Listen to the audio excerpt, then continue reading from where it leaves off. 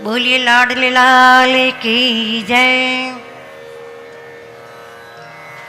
तब नाभाग जब अंदर गया, पिताजी को प्रणाम किया और कहा कि पिताजी संपत्ति का बंटवारा हो गया है और आप मेरे हिस्से में आए हैं, इसलिए अब अपन यहाँ नहीं रहेंगे, कहीं दूर जंगल में चल कुटिया बना करके वही रहेंगे। नाभाग अपने पिताजी को लेकर के जंगल में जाने लगे तो दूर से देखा कि अंगिरस गोत्र के ब्राह्मण यज्ञ कर रहे हैं और वे यज्ञ करते करते मंत्र उच्चारण भूल गए हैं। तो पिताजी ने कहा कि पुत्र, तुम विद्या अध्ययन करके अभी आए ही हो तो तुम वहाँ जाओ और उस यज्ञ को पूर्ण कराओ। पिता के आदेश अनुसार नाभाग यज्ञ को पूर्ण कराया और ब्राह्मणों ने सारा बच्चा व धन नाभाग को देख करके स्वर्ग चले गए और नाभाग उस धन को लेने लगे। तो भगवान रुद्र ने उनको रोक दिया और कहा यह भाग तो हमारा है, तुम पिता से पूछ सकते हो। जब पिताजी ने पूर्ण निर्णय सुन करके ये कहा कि यज्ञ में जो कुछ बचता है उसका हिस्सा भगवान रुद्र का होता है।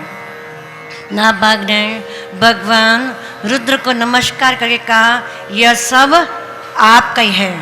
भगवान रुद्र ने उससे सत्य वचन और पिता के धर्मानुकूल निर्णय सुन करके प्रसन्न होकर के उसे धन और ब्रह्म तत्व का ज्ञान दे दिया और पिता की सच्ची सेवा और निष्ठा के परिणाम स्वरूप उन्हें परिणाम स्वरूप उनके यहाँ भगवत भक्त राजा अम्बरीश का जन्म हुआ। बोलिए भक्त वत्सल भगवान की।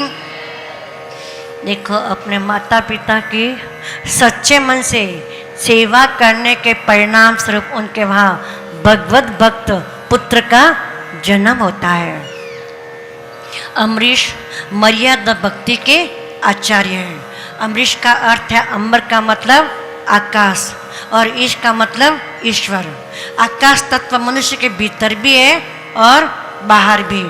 जो व्यक्ति बाहर और भीतर सभी स्थानों में ईश्वर को देखता है वही अम्बरीश है। राजा अम्बरीश महान भक्त थे और इनके ईश्वर तो द्वारका नाथ थे, भगवान विष्णु थे। अम्बरीश का मन सदैव भगवान के चरण कमलों में, वाणी प्रभु के गुण वर्णन में, हाथ हरि मंदिर की सफाई में और पांव प्रभु के पद यात्रा में, भगवान प्रभु की उत्तम कथा लीला सुनने में और दोनों नेत्र मुकुंद भगवान के दर्शन करने में तत्पर रहते हैं।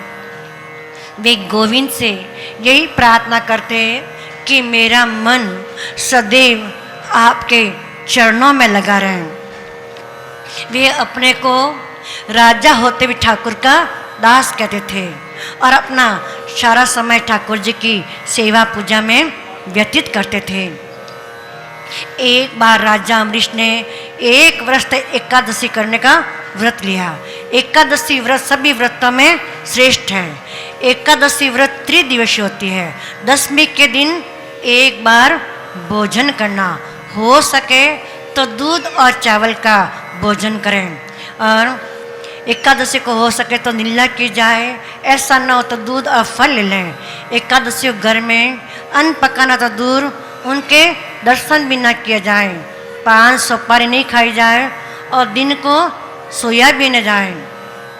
रात्रि में भजन व कीर्तन किया जाए। 5 ज्ञानी इंद्रियां, 5 कर्मी इंद्रियां और मन, इन सभी को प्रभु में लगाए रखना चाहिए। उपवास का मतलब है, उप का मतलब समीप और वास का मतलब है रहना, अर्थात प्रभु के समीप रहना ही उपवास है। द्वादशी को एक ही बार भोजन करना, सुपात्र ब्राह्मण की सेवा करके द्वादशी को भोजन करना उत्तम रहता है। राजा अम्बरीश ने विधि पूर्वक एकादशी करने का व्रत लिया और व्रत की पूर्ण आहुति के समय यमुना किनारे आए। वहाँ उन्होंने स्नान किया, ब्राह्मणों को पूजा करके व्रत की पूर्ण आहुति की तैयारी करने लगे। इतने में मुनि दुर्वासा जी अतिथि बनकर के वहाँ आ पहुँचे। राजा ने मुनि को अपने यहाँ प्रसाद ग्रहण करने के लिए निवेदन किया। दुर्वासा जी ने कहा कि मैं मध्याह्न क्रम से नृत्य गाता हूँ। दुर्वासा जी संध्या पूजा में ऐसे लीन हो गए कि उन्हें समय का भान ही नहीं रहा। और उधर राजा अम्बरीश को त्रयोदशी से पूर्व व्रत छोड़ प्रसाद ग्रहण करना अनिवार्य था। राजा चिंता करने लगे, ब्राह्मणों को भोजन कराना है और उनके भोजन करने से पूर्व मैं भोजन करता हूँ तो ब्राह्मण की मर्यादा भंग होती है और अगर नहीं करूँ तो व्रत भंग होता है। राजा ने दुर्वासा जी का आने से पूर्व वह उपस्थित ब्राह्मणों से आज्ञा लेकर के केवल जल पान करके व्रत पूर्ण कर लिया। और उसी समय दुर्वासा जी वहाँ आ पहुँचे और उन्होंने अनुमान करके जान लिया कि राजा ने प्रसाद ले लिया है। उन्होंने राजा से कहा कि राजन, तूने मुझे आमंत्रण तो किया कि तू भोजन करके अच्छा नहीं किया, मुझे अतिथि को बाकी रहते ने भोजन कर लिया, ये तेरी कैसी विष्णु भक्ति है। राजा अम्बरीश ने कहा, महाराज मैंने तो केवल जल ही तो लिया था, लेकिन दुर्वासा जी कब सुनने वाले थे। उन्होंने क्रोधवश राजा की एक नहीं सुनी और उसमें दुर्वासा जी ने अपने सिर के से कर्त्या उत्पन्न करी और राजा को मार डालने की आज्ञा कर दी।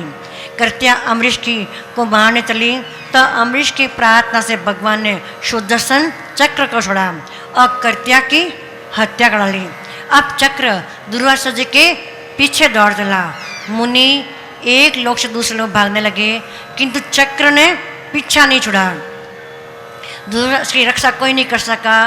अंत में वैकुंठ में आकर के भगवान नारायण से प्रार्थना करने लगे, हे प्रभु आप मेरी रक्षा करें।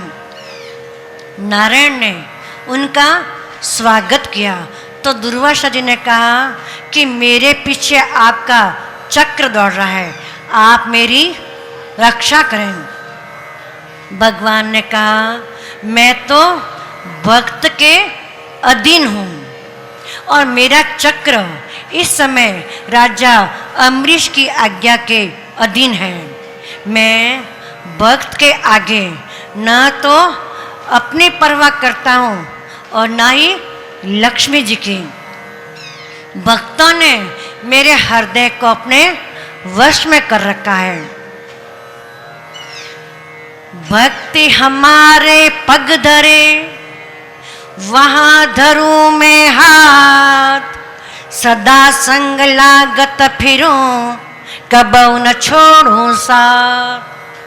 भक्त हमारे पग धरे वहाँ धरूं मैं हाथ, सदा संग लागत फिरूं कबहू न छोड़ूं साथ। बोलिए भक्त वत्सल भगवान की। भगवान सब कुछ सहन करते हैं, लेकिन भगवान कहते हैं कि मेरे भक्तों को कोई दुख दे, यह मुझसे बर्दाश्त नहीं हो सकता। बोलिए भक्त वत्सल भगवान की जय। जो सब कुछ त्याग करके मेरी शरण में आए हैं, मैं उसका त्याग कैसे कर सकता हूँ। मैं जानता हूँ कि आप तपस्वी हैं, आपके पास प्रबल शक्ति भी है, किंतु उसको दुरुपयोग किया। आप भी जरा सोचें कि अम्बरीश ने कौन सा अपराध किया था। उन्होंने तो व्रत के पालन करने तो केवल जल ही तो ग्रहण किया था, फिर भी आप क्रोधित हो गए। अतः अब आप उन्हीं के पास जाइए और उनसे प्रार्थना करके क्षमा मांगिए। जब अम्बरीश आपको क्षमा करेंगे तभी चक्र की गति रुकेगी। दुर्वासा जी अम्बरीश के पास आए, अब प्रणाम करके क्षमा याचना के लिए आगे बढ़ रहे थे कि राजा अम्बरीश ने मुनि को रोका। महाराज आप मुझे प्रणाम करें, मुझे क्षमा मांगे से वंदन करें, यह शोभा नहीं देता। प्रणाम तो मुझे ही आपको करना चाहिए। राजा ने चक्र से प्रार्थना करी कि अगर मैंने आज तक कोई पुण्य का कार्य किया हो तो आप कृपया शांत हो जाइए। राजा के निवेदन करने से उस समय शांत हो गया और लौट गया। बोलिए भक्त वत्सल भगवान की जय। मनु राजा के एक पुत्र वे इक्ष्वाकु और उसके वंश में महान दत्ता नाम के शिव भक्त और प्रतापी राजा हुए। इनके 50 कन्या का विवाह सोब ऋषि के साथ संपन्न हुआ। जल में मत्स्य कीड़ा देकर के सोब ऋषि मति भ्रष्ट हो गई और सोब ऋषि ने जगत का यह उपदेश दिया कि कामी और विलासी का कभी संग नहीं करना चाहिए। महान दत्ता के बाद शग्गर नाम के चक्रवर्ती सम्राट हुए। उन्होंने अश्वमेध यज्ञ किए और उनके यज्ञ घोड़े को इंद्र ने कपिल मुनि के आश्रम में छुपा दिया और उसके पुत्र घोड़े की खोज के लिए निकले तो सग्गर पुत्र उस घोड़े को ढूंढते कपिल मुनि के आश्रम में पहुँचे। जब उन्होंने उस घोड़े को उस आश्रम में देखा तो कपिल मुनि को ही चोर समझ बैठे और कपिल मुनि को मारने के लिए ज्यों ही आगे बढ़े त्यों ही कपिल मुनि की तेजा अग्नि से जल करके वशीभूत हो गए। कपिल मुनि के यहाँ शग्गर पुत्र के बचपन के कारण शग्गर के पुत्र अंशुमान उन्हें ढूंढने निकले। जब वे कपिल मुनि के आश्रम में पहुँचे तो उन्होंने कपिल भगवान की स्तुति करी। तब कपिल मुनि ने कहा यह घोड़ा तुम्हारे पितामह का है, इसे ले जाइए। अंशुमान ने घोड़े को स्वीकार करते हुए कपिल मुनि से अपने चाचाओं के उद्धार का उपाय पूछा। तब कपिल मुनि ने कहा इनका उद्धार गंगा जल से हो सकता है। यदि गंगा जी यहाँ पधारे तभी इनका उद्धार संभव है, अन्यथा नहीं। गंगा जी को प्रसन्न करने के लिए अंशुमान, उनके पुत्र दिलीप, उनके पुत्र भागीरथ ने कठोर तप किया। तीनों पुरुषों के तप और पुण्य से भागीरथ गंगा जी के अवतरण में सफल हुए। 3 जन्मों का पुण्य और तप एकत्र में ज्ञान गंगा का अवतरण होता है। बोलिए गंगा मैया की जय। राजा दिलीप का बेटा भागीरथ उस समय बालक था जब उसने खेलते समय अपने साथी बालकों के मुख से सुना कि मेरे बाप और दादा गंगा जी को लाने के वास्ते तप करते करते मर गए हैं, 30 बार भी वह नहीं आई। तब भागीरथ उससे कहा कि पट्टों तब गंगा जी को लाकर पीछे से राज गद्दी पर बैठूंगा। यह बात मन में ठान करके वह वन में चला गया और प्रेम पूरा हरिचरण का ध्यान करने लगा। तब गंगा जी ने प्रसन्न होकर के स्थिर भागीरथ को दर्शन दिया और कहा कि तू क्या चाहता है। गंगा जी को देख करके भागीरथ दंडवत परिक्रमा करी और स्तुति करी, हाथ जोड़ी विनय किया कि माता मेरे पुरुष लोग दे कपिल देव मुनि के श्राप जल के राख हो गए हैं। इस वास्ते चाहता हूँ कि तुम मृत्यु लोक में चल करके उस राख को अपनी लहर से बहाओ, तब वे लोग कृतार्थ होंगे। यह बात सुनकर के गंगा जी बोली राजकुमार मुझे पृथ्वी पर आने में 2 बातों का संदेह है। एक तो पृथ्वी मेरा आकाश से गिरने पृथ्वी मेरा भार सह नहीं सकेगी और दूसरा ऐसा ही कोई प्रतापी हो जो मेरे जल का वेग अपने शिव पर ले। तो और दूसरे पापी अधर्मी लोग मुझ स्नान करके वैकुंठ जाएंगे तो उनके पाप का अंश मुझे लगेगा। इन बातों का उपाय करो तो मैं आ सकती हूँ। यह बात सुनकर भागीरथ बोले हे जगत तारिणी मैं शिव जी से विनय करता हूँ कि तुमको अपने सिर पर ले और हरि भक्त तपस्वी मुनि महात्मा और इसके सामने से नहाने से पापी अधर्मी को नगा तुमको पाप नहीं लगेगा। यह बात सुन करके गंगा जी वहाँ से अंतर्ध्यान हो गई। भागीरथ महादेव के ध्यान में लीन हुए। तब शिव शंकर प्रसन्न हुए और भागीरथ को दर्शन देकर कहा तू क्या चाहता है। उसने विनय किया कि महाप्रभु मैंने अपने पुरुषों को तारने के लिए गंगा जी से मृत्युलोक में आने के लिए विनय किया। सो गंगा जी ने कहा कि जो कोई मुझे अपने जल का वेग उठावे तो मैं आऊँ, इसलिए चाहता हूँ कि पहले आप गंगा जी को अपने मस्तक पर लें तब उनका वेग प्रति सह सकेगी। महादेव ने प्रश्न कर भागीरथ को विनती मान ली। जब गंगा जी का जल आकाश से गिरा तो शिव जी ने अपने सिर पर लिया। कुछ काल गंगा जी शिव शंकर की जट्टा में घूमते रही, पृथ्वी पर नहीं गिरी। जब भागीरथ ने फिर शिव जी की स्तुति करी तब महादेव जी ने भागीरथ को एक रथ देख करके कहा, तो इस पर बैठ करके गंगा जी के आगे आगे जा करके अपने पुरुषों की राह दिखला दें।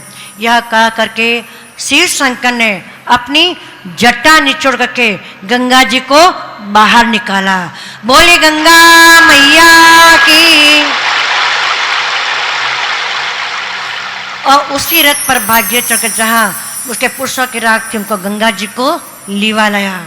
जब गंगा जी उस रात पर हो करके वही तब उसके पुरुष लोग देवता रूप होकर के विमान में बैठ करके स्वर्ग को चले गए।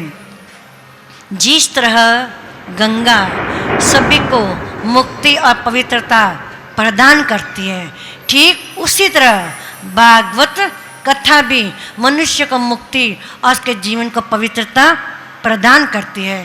यह गंगा भागीरथी गंगा है, तो यह गंगा भागवती गंगा है। भागीरथी गंगा भगवान विष्णु के चरण से निकली हुई है, इसलिए यह विष्णुपदी है। और भागवती गंगा विष्णु जी के मुख कमल से निकली हुई है, इसलिए यह विष्णुमुखी है।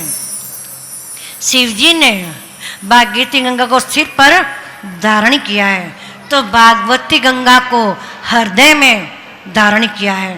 गंगा जी में नहाने के लिए जाना पड़ता है, लेकिन भागवती गंगा तो अपने घर तक आती है। बोलिए भागवत महापुराण की।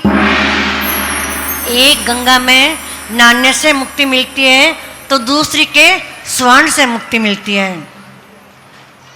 आगे चल करके इसी वंश में खटवांग नामक के राजा हुए, जिसे देवताओं के द्वारा जब यह जानकारी मिली कि 2 घड़ी बाद आपकी मृत्यु होने वाली है, तब उन्होंने सब कुछ छोड़ करके भगवान से मन जोड़ लिया और परमात्मा का ध्यान करते उन्हें अपनी देह का त्याग कर दिया और उन्हें सदगति मिली। खटवांग के बाद दीर्घबाहु नामक के राजा हुए, उनके बाद उसी वंश में दिलीप नामक के राजा हुए, जो युद्ध के समय देवताओं की मदद किया करते। गुरु कामधन की पुत्री सुरभि गाय की सेवा के परिणाम स्वरूप उनके रघु जैसा पुत्र प्राप्त हुआ। वही रघु बड़े प्रतापी राजा हुए। वे महा यानी दानवीर उदार थे। प्रतिवर्ष सूर्य ग्रहण होने पर वे अपना सर्वस्व त्याग कर देते और उनकी बड़ी कीर्ति हुई और उन्हीं के नाम पर वंश का नाम रघुवंश पड़ा। रघु के यहाँ अज हुए और अज राजा के बाद उनके पुत्र दशरथ अयोध्या के राज सिंहासन में बैठे। सुखदेव जी ने कहा कि राजन, खटवांग के वंश में राजा दशरथ बड़े प्रतापी हुए और तेजस्वी हुए, जिन्होंने अयोध्यापुरी में धर्मपूर्वक राज्य किया। 3 पत्नियां होने पर भी वे निसंतान थे। तो वशिष्ठ जी के पास गए तो वशिष्ठ जी ने कहा कि पुत्र कामेष्टि यज्ञ करो। राजन, इस यज्ञ करने से तुम्हारे घर 4 पुत्र होंगे। राजा ने पुत्र कामेष्टि यज्ञ किया और गुरु वशिष्ठ की आज्ञा से प्रसाद का आधा भाग कौशल्या रानी को और अर्ध भाग सुमित्रा और कैकेयी को बांट दिया। तीनों रानियां गर्भवती हुई। नौमी तिथि मधु मास पुनीता शुक्ल पक्ष अभिजित हरि प्रीता। नौमी तिथि मधु मास पुनीता शुक्ल पक्ष अभिजित हरि प्रीता। चैत्र मास शुक्ल पक्ष 9वीं तिथि अभिजीत मुहूर्त में दिन के ठीक 12 बजे राघवेंद्र प्रभु का प्रागट्य हुआ। बोलिए राम लल्ला की जय। जय हो।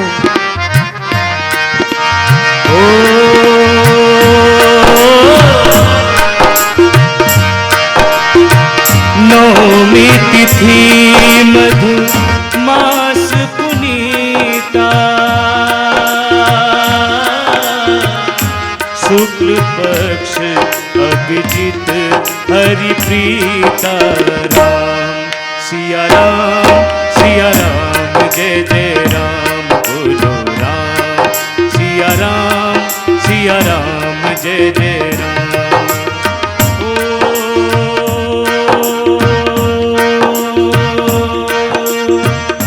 मध्य दिवस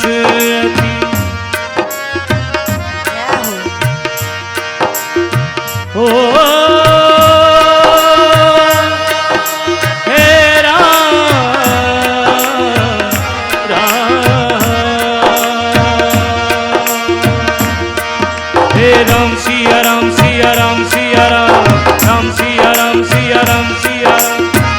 सिया राम जय जय राम राम सिया राम जय जय राम राम सिया राम जय जय राम बोलो राम सिया राम जय जय राम। हो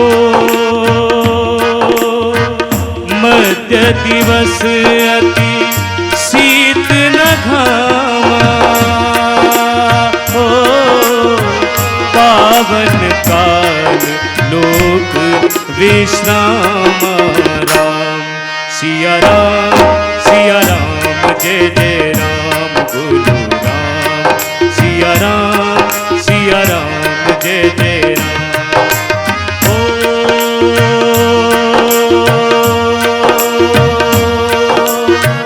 शीतल मंद सुरभि वह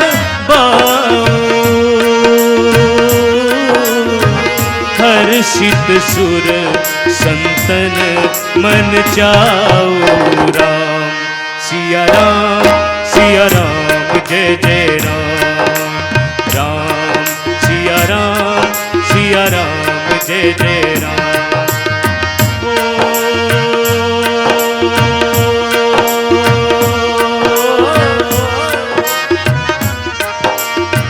बरसहि सुमन सुअंजलि साजी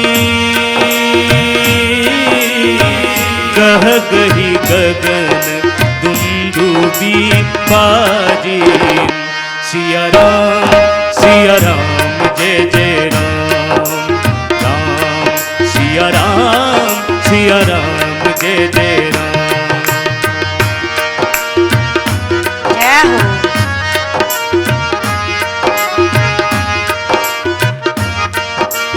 हो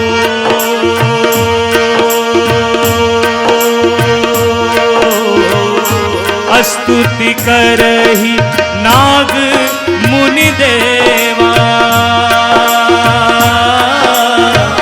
बहुविधि लाभहि निज निज सेवा राम सिया राम जय जय राम राम सिया राम जय जय राम। हे राम सिया राम जय जय राम राम सिया राम जय जय राम राम सिया राम जय जय राम राम सिया राम जय जय राम। बोलो राम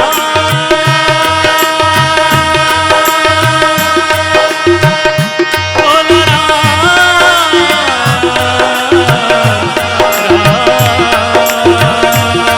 हे राम सिया राम राम सिया राम राम सिया राम राम सिया राम जय जय राम राम सिया राम राम सिया राम जय जय राम राम सिया राम जय जय राम जय जय राम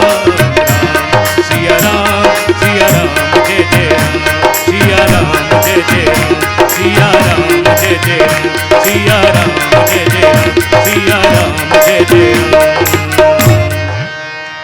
बोलो सियावर रामचंद्र भगवान की जय हो। अरे जहरी आवाज ही नहीं आई है, कई बात है। आनंद आ रहा है कि नहीं आ रहा है?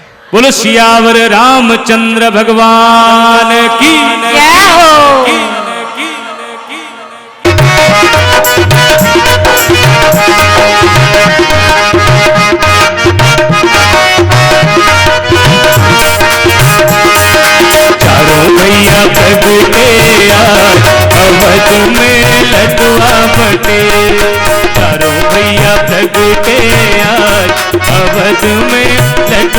बटे, लड्डुआ बटे रे ढोल बजे रे, लड्डुआ बटे रे, लड्डुआ बटे रे ढोल बजे रे। अरे झीनी झीनी झीनी उठे रे गुलाल, अवध में लड्डुआ बटे, झीनी झीनी उठे रे गुलाल, अवध में लड्डुआ बटे। क्या हो बधाई हो।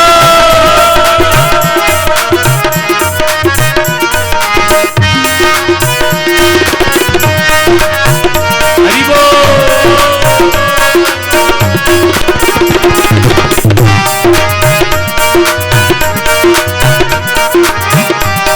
क्या हो वानर लाल बंधाओ मेरी बहना, वानर लाल, वानर लाल बंधाओ मेरी बहना, पर्दा लगाओ जरीदार, अवध में लड्डुआ बटे, पर्दा लगाओ जरीदार, अवध में लड्डुआ बटे। हर झीनी झीनी झीनी उठे रे गुलाल, अवध में लड्डुआ बटे, झीनी झीनी उठे रे गुलाल, अवध में लड्डुआ बटे। जय हो।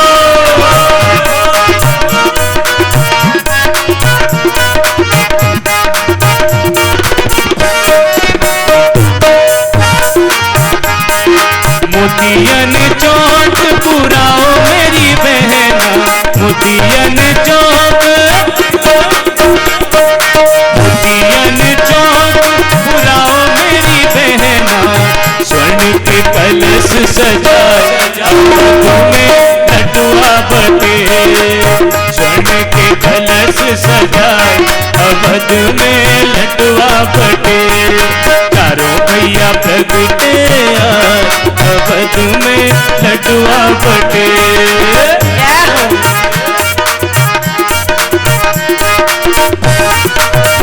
क्या हो जय हो।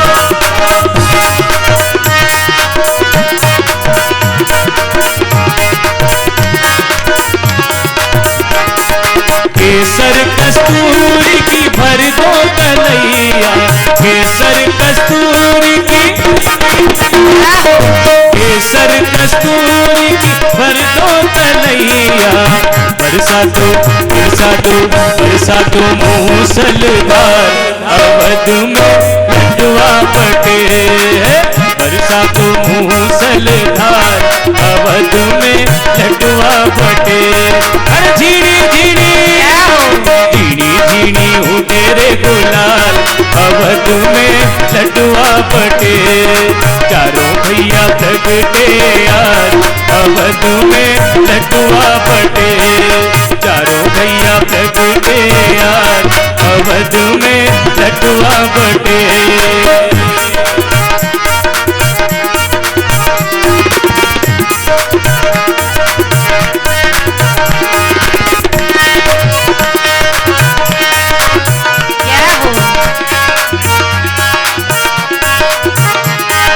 हरे राम राम राम हरे हरे, हरे कृष्णा कृष्णा कृष्णा हरे हरे, हरे राम राम राम हरे हरे, हरे कृष्णा कृष्णा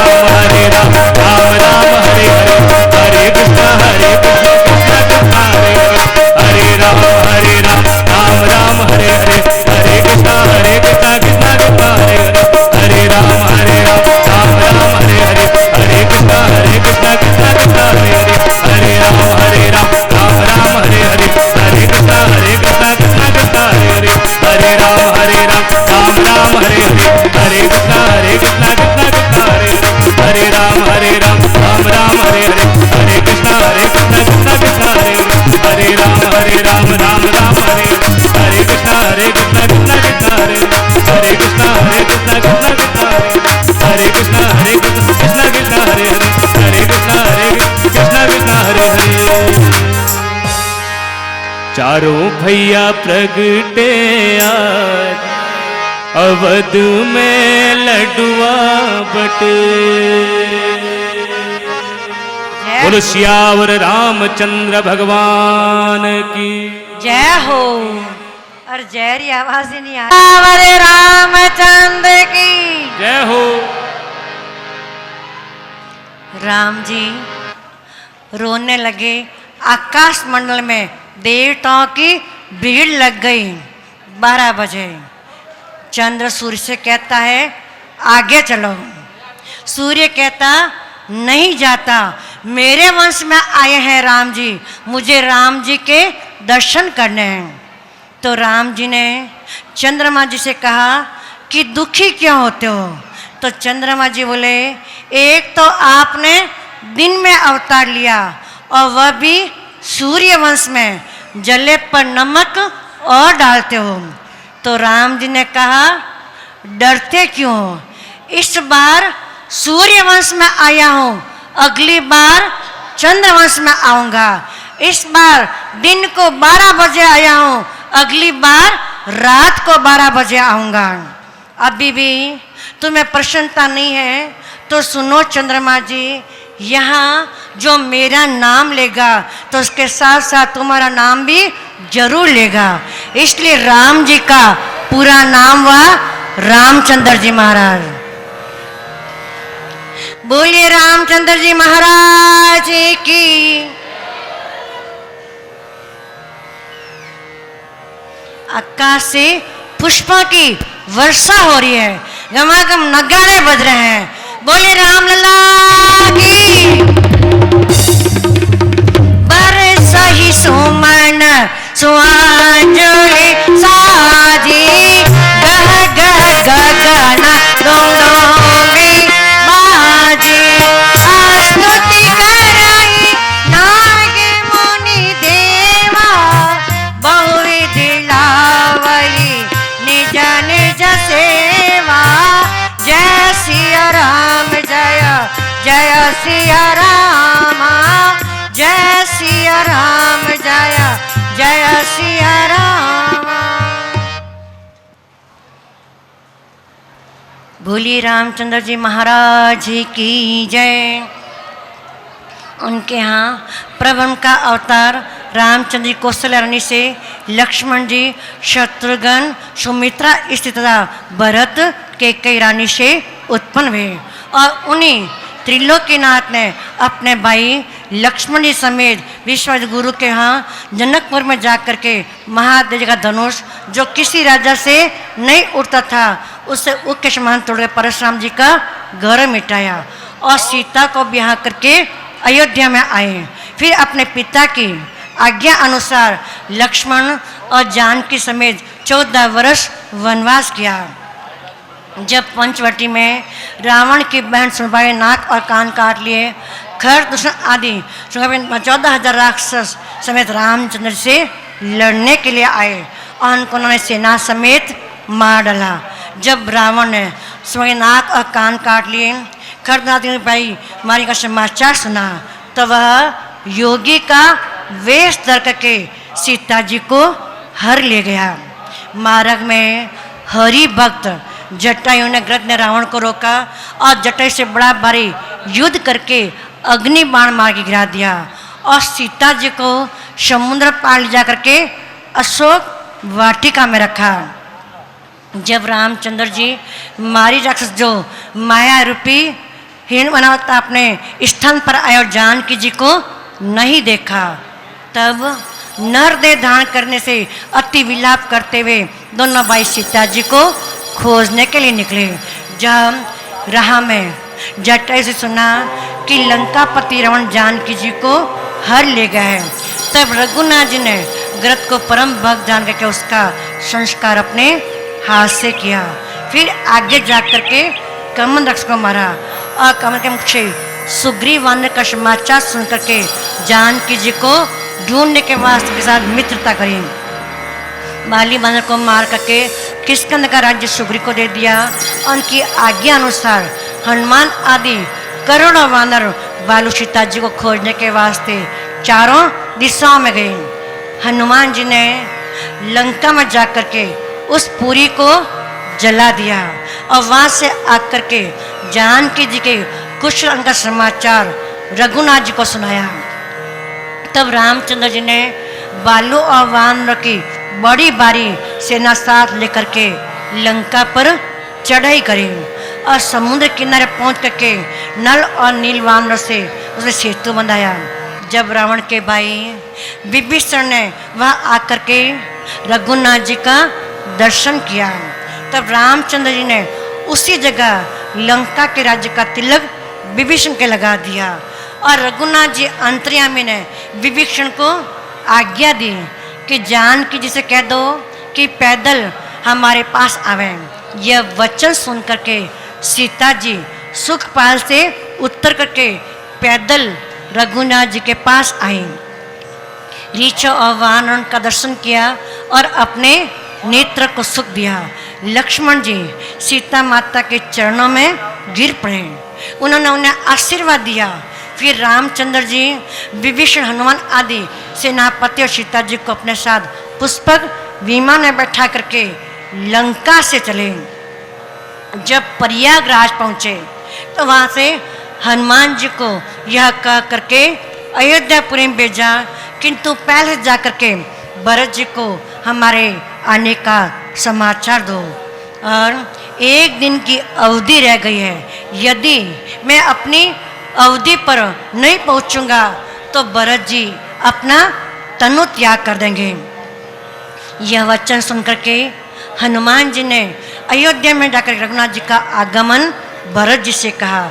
यह समाचार सुनकर के भरत जी को बड़ा हर्ष हुआ और हनुमान जी को आज्ञा देकर के वशिष्ठ गुरु पूर्वासी सेना समेत रामचंद्र जी को लेने के लिए गए।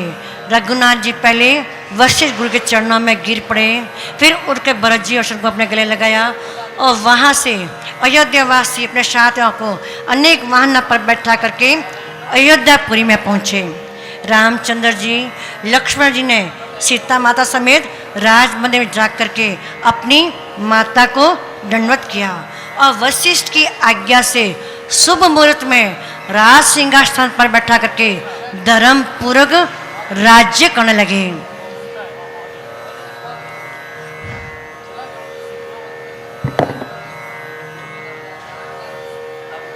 बोलिए रामचंद्र जी भगवान की जय।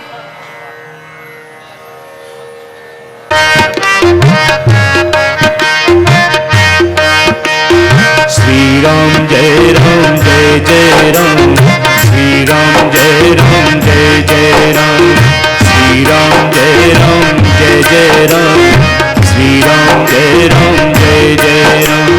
राम कहानी सुनो रे राम कहानी, राम कहानी सुनो रे राम कहानी। कहत सुनत आवे, कहत सुनत आवे अखियों में पानी। राम कहानी सुनो रे राम कहानी, राम कहानी सुनो रे राम कहानी।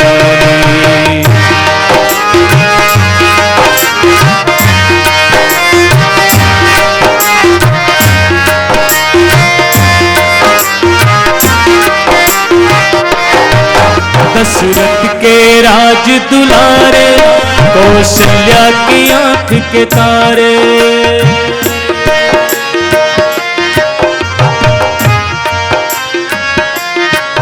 दशरथ के राज दुलारे, कौशल्या की आंख के तारे।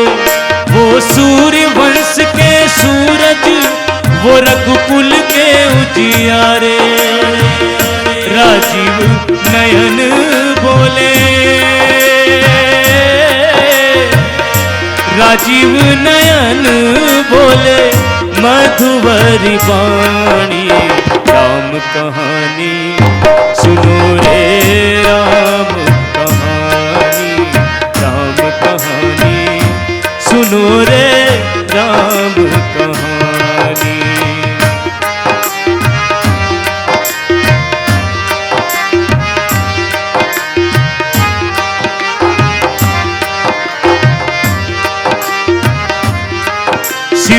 धनुष भंग प्रभु करके ले आए सीतावर के।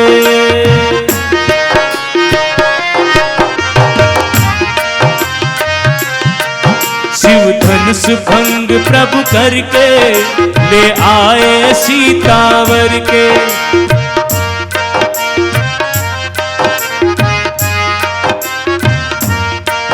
घर त्याग हुए वनवासी पितु की आज्ञा सिर धर के।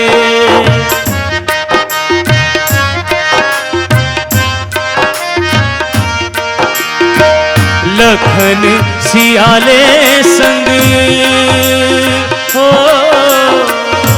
लखन सियाले संग छोड़ी राजधानी। राम कहानी सुनो रे राम कहानी, राम कहानी सुनो रे राम कहानी।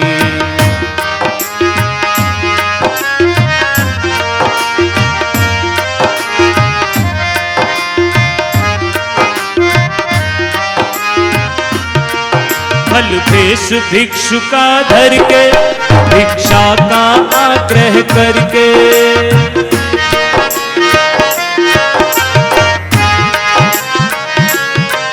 फल भेष भिक्षु का धर के भिक्षा का आग्रह करके। उस जनक सुता सीता को ले गया छल बल से हर के।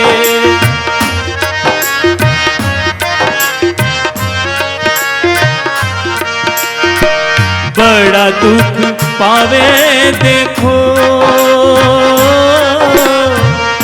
बड़ा दुख पावे राजा राम जी की रानी। राम कहानी सुनो रे राम कहानी, राम कहानी सुनो रे राम कहानी।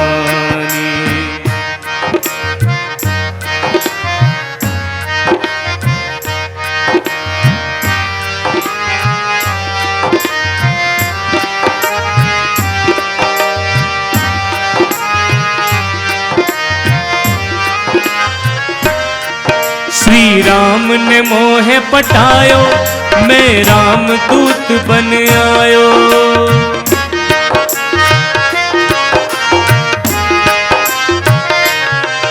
रघुवर ने मोहे पठायो, मैं राम दूत बन आयो। सीता माँ की सेवा में रघुवर को संदेशो लायो।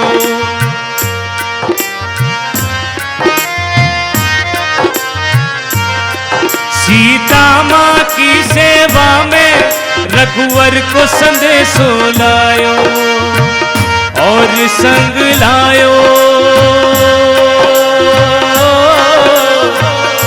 और संग लायो प्रभु मुद्रिका निशानी। राम कहानी सुनो रे राम कहानी, राम कहानी सुनो रे राम कहानी। कहत सुनत आवे, कहत सुनत आवे अखियों में पानी। राम कहानी सुनो रे राम कहानी, राम कहानी सुनो रे राम कहानी, राम कहानी सुनो रे राम कहानी। बोलो सियावर रामचंद्र भगवान की जय हो। बोलिए भागवत महापुराण की जय, श्याम मनोहर लाल की जय। बोले कुशाली माता की जय, परम पूज्य सदगुरुदेव भगवान की जय। बोले गौ माता की जय। आज के आनंद की जय, अभी और आने वाले विशेष आनंद की जय। अब आनंद कहिए आज। मेरा भाव चरित्र तीसरा दिन है, आज पूर्ण आरती है। और कल और आने वाले विशेष आनंद सब पीला वस्त्र पहनावे काले। और काले सामरा विशेष आनंद और है। कहिए काले सामरा, काले सामरा, काले सामरा नानी भाई रो मायर तो उन्होंने भी पे आनंद लाला। जय श्री कृष्ण। बोले राधा रानी सरकार की जय हो।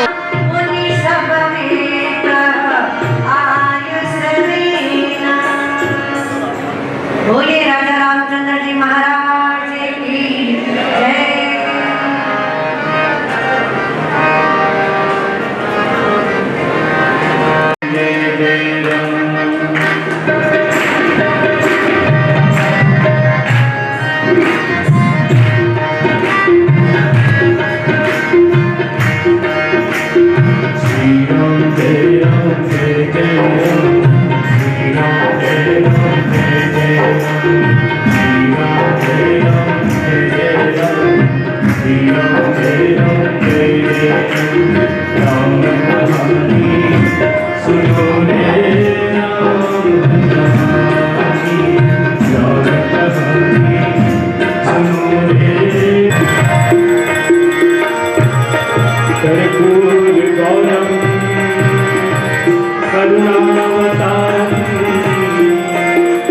संसार सारम भुजगेन्द्रहारम सदा वसंतम हृदयारविंदे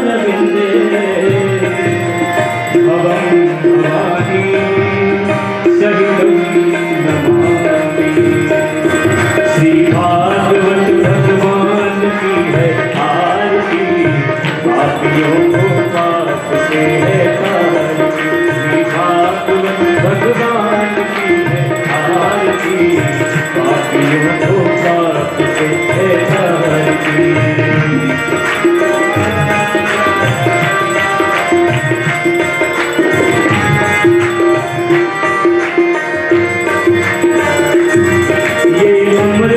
ये मुक्ति पंथ ये पंचम वेद निराला है, सब ज्योत जगाने वाला है। ये अमर ग्रंथ ये मुक्ति पंथ ये पंचम वेद निराला है, सब ज्योत जगाने वाला है। हरि नाम यही हरि नाम यही हरि नाम यही हरि नाम यही जग के मंदिर की आरती, पापियों को पाप से तारती। श्री भागवत भगवान की है आरती, पापियों को पाप से तारती।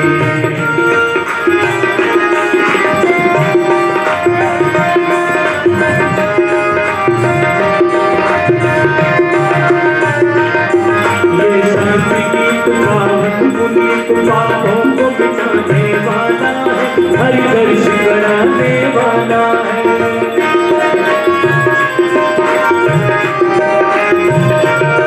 ये शांति गीत पावन पुनीत पापों को मिटाने वाला है, हरि दर्श कराने वाला है। ये सुंदर ये दुर्हरी ये सुंदर ये दुर्हरी श्री मधुसूदनी आरती, पापियों को पाप से तारती। श्री भागवत भगवान की है आरती, पापियों को पाप से तारती।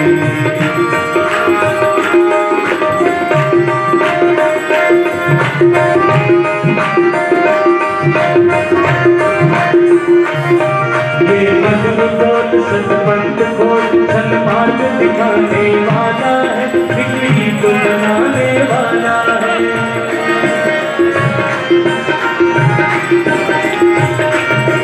ये मधुर बोल सतपंथ को सन्मार्ग दिखाने वाला है, बिगड़ी को बनाने वाला है। श्री राम यही घनश्याम यही श्री राम यही घनश्याम यही प्रभु की महिमा की आरती, पापियों को पाप से तारती।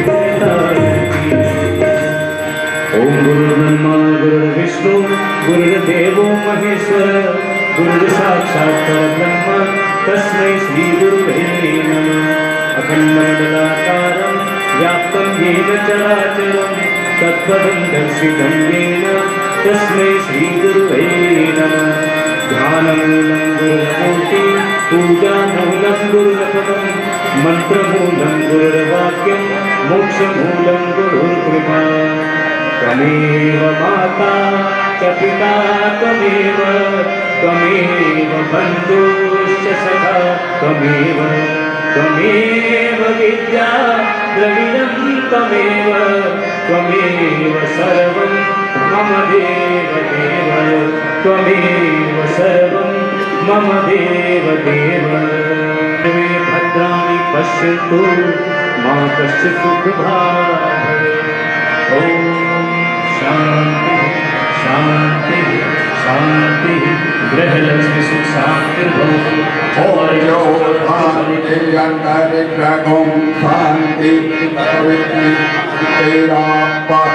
शांति शांति वनस्पतय शांति विश्वे शांति ब्रह्म शांति सर्वगो शांति शांति देव शांति सामा शांति हरि ओम शांति शांति शांति गृहलक्ष्मी सुख शांतिर्भवतु सर्वारिष्ट सुख शान्तिर्भवतु।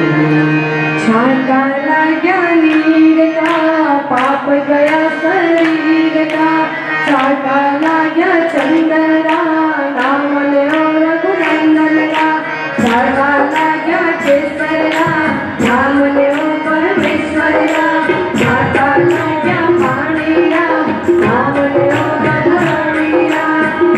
ओम सरकार की जय श्याम मनोहर लाल की जय हो भागवत महापुराण की जय हो कुशली मात की जय हो आज के आनंद की जय हो अभी आने वाले विशेष आनंद की जय गौ माता की जय जय जय श्री राम।